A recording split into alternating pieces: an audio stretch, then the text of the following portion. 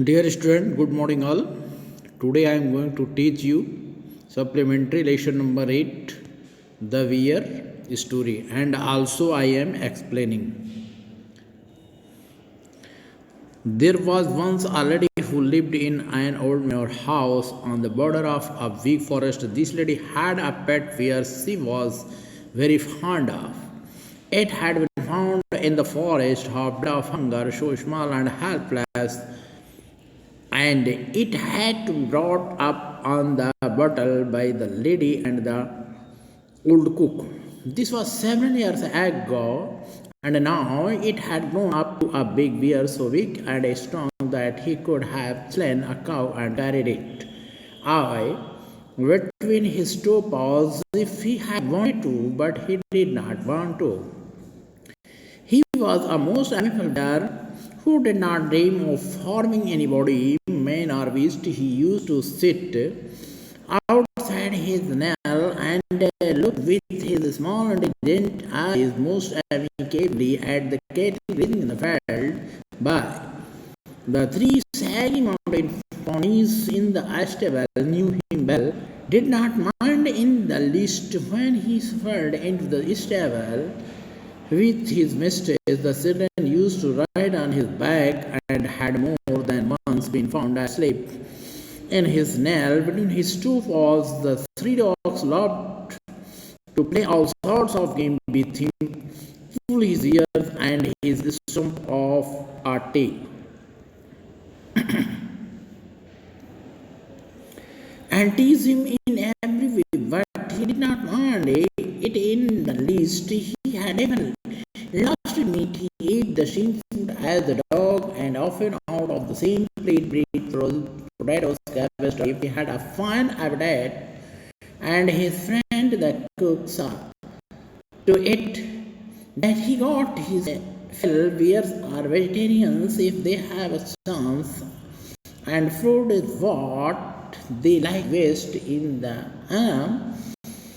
He used to sit and look with wistful eyes at the ripening apples in the orchard, and in his young days he had been sometimes unable to resist the temptation to climb the tree and help himself to a handful of them. Be so clumsy and slow in their movements, but try a bear with an apple tree, and you will soon find out that he can easily beat any schoolboy at that game. Now he had learned that it was against the law, but he kept his small eyes wide open for any apples that fell to the ground. There had also been some difficulties about the heaps. He had been punished for this by being put on the chain for 2 days with the bleeding nose, and he had never done it again. Otherwise, he was never put on the chain except for the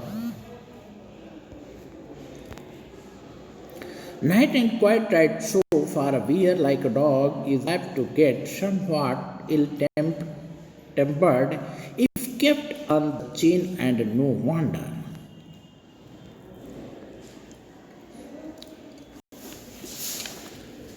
Now, listen, explain.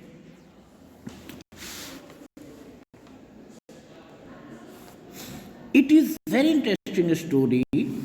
In this story, there was a lady and her pet bear.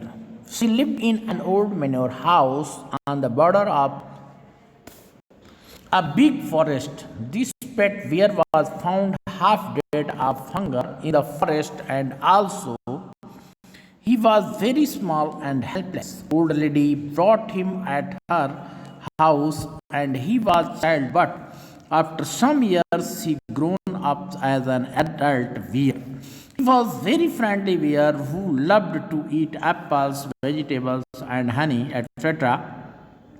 He did not harm anyone while he became adult and strong. He sat outside of his house and looked animals grazing in the field nearby house. Animals lived nearby him knew him very well that Weir did not harm any animals, as well as the children used to ride on his back and slept between his paws in his house. There were three dogs who played with him without any fear. Sometimes dogs pulled his ears and stumped up a tail and teased him in every way. After doing all, he did not angry. He did not eat meat any time in his life. He ate bread, porridge, potatoes, cabbage, turnip. He was completely vegetarian and always used to eat vegetarian food like other vegetarian animals. At his young age, the bear climbed the apple tree. However, he came to realize that it was not wise to climb the apple trees. Afterward, he began to wait patiently for an apple to fall on the ground. The bear received punishment for plucking the beehives. This is because he had been taught not to touch beehives. The punishment was that he was put on the chain for 2 days rather than being put on chain only at night. Next.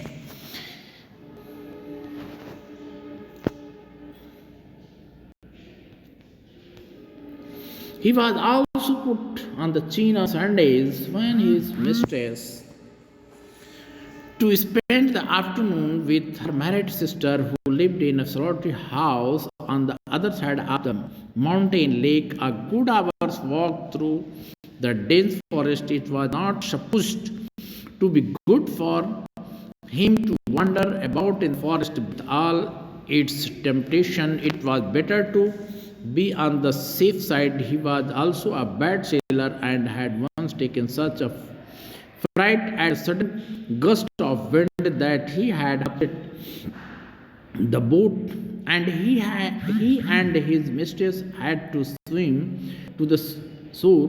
Now he knew quite well what it meant when his mistress put him on the chain on Sundays, with a friendly tap on his head and the promise of an apple on her return.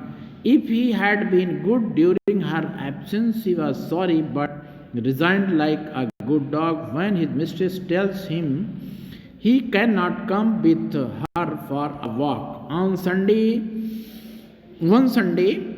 when the lady had changed him up as usual and about halfway through the forest, she suddenly thought she heard the cracking of a tree branch on the winding footpath behind her. She looked back and was horrified to see the bear coming along full speed. Bears look as if they move along quite slowly, but they shuffled along much faster than a tottering horse. In a minute, he had joined her, patting and sniffing to take up his usual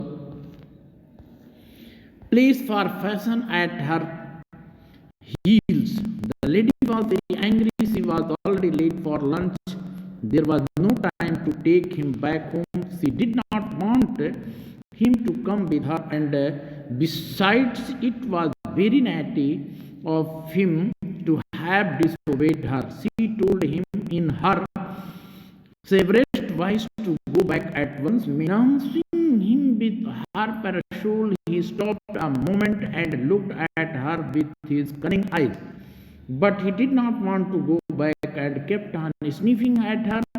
When the lady saw that he had even lost his new collar, she got still more angry and hit him on the nose with her parasol so hard that it broke in two. He stopped again, shook his head, and opened his big mouth several times as if he wanted to say something. Then he turned round and began to shuffle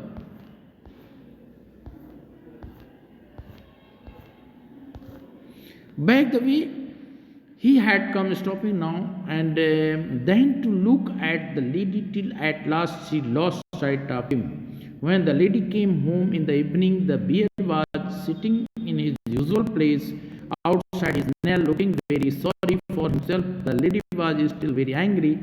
She went up to him and began to scold him most severely and said he would have to be changed for two more days. The old cook, who loved the beer as if he had been her son, rushed out from the kitchen very angry.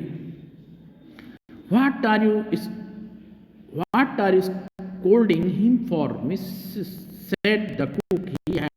He has been as good as gold the whole day. Bless him.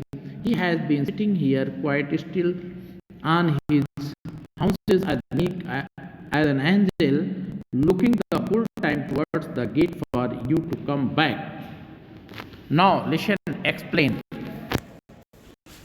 Her married sister lived in a lonely house on the other side of the mountain lake, and she went through the dense forest and took to reach her house nearly an hour. The lady visited her sister every Sunday, and he used to leave the beer on the chain the whole afternoon. She promised Beer that he would live peaceful, then she will provide his good things or an apple to eat. On Sundays, she was going to her sister's house and reached about halfway through the forest, and she was getting sound and feeling it was sound of cracking of a tree branch on the bending footpath behind her, and when she looked behind her, she saw a bear was coming behind her, so she afraid, and bear was coming her along full speed. When she knew that his bear was her pet bear, then she became very angry. She was also thinking that her bear became disobedient bear, so she became angry and hit him on the nose with her umbrella. There was no reaction getting to the bear because the bear was really friendly. Lady returned home in the evening, and her pet bear was sitting in his usual place and sobbing very sorry for himself. But lady was very angry and also scolded him. The lady chained him for 2 days. The bear was looking very hopeless and also feeling excused. Okay, thanks. And in the next video, I will send note of this chapter.